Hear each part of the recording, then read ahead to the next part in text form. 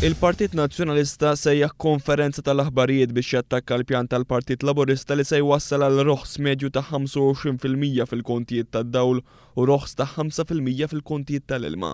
Fil-konferenza tal-aħbarijiet il-Ministru Tonio Fenech ripetutament nissel dubju u biżgħat dwar ir-roħs li qed jipproponi il-Partit Laburista. Il-Labour Party se jagħmlilkom riskju ta' bomba. Fil-konferenza tal-aħbarijiet li saret l-għadda li Lorenz Gonzi qal li l-gvern tiegħu jinsab kommess li jraħħas il-kontijiet tad-dawl u l-ilma, il-Partit Nazzjonalista reġa' biddel il-pożizzjoni tiegħu. Tonio Fenech mhux talli ma semma xejn dwar roħs talli meta kien mistoqsi direttament minn One News jekk il-Partit Nazzjonalista wissa jraħħas il-kontijiet wieġeb li huwa biss il-Partit Laburista li qed jitkellem dwar roħs. Pjuttost mistoqsija diretta u nitolbok tirrispondini iva jew le jekk il-Partit Nazzjonalista huwiex se jraħħas il-kontijiet tad-dawl u l-ilma. Iva jew le jogħġbok. Id-domanda lilu tittamela ta' Muscat għalina sa jraħħas il-kontijiet tad-dawl u l-ilma.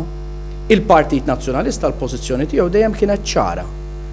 Aħna nibqgħu kommessi li nagħtu l-irħas enerġija possibbli lill-konsumatur Malti, però f'ambitu sostenibbli. Wara li bena l-Power Station tal-BWSC li taħdem bl-iktar żejt li jniġġes, Tonio Fenech issa qed jiftaħar li l-Gvern għamel diversi rapporti dwar power stations li jaħdmu bil-gass kif qed jipproponi l-Partit Laburista. Paul tista' turihom dawk kollha, m'hemmx lele mhux dak biss, dawk kollha. L-istudji kollha tal-gass li jagħmel il-Gvern f'dawn l-aħħar snin. Dwar il-pipeline tal-gass li l-umwiet mill-Partit Nazzjonalista sa mill-1999, Tonio Fenech qal li dan huwa stmat li se jsir 5 snin oħra, jiġifieri kważi 19-il sena wara li kien imwiet għall-ewwel darba. Il-time frames tal-proġett diġà qatt li huma ta' madwar 5 snin.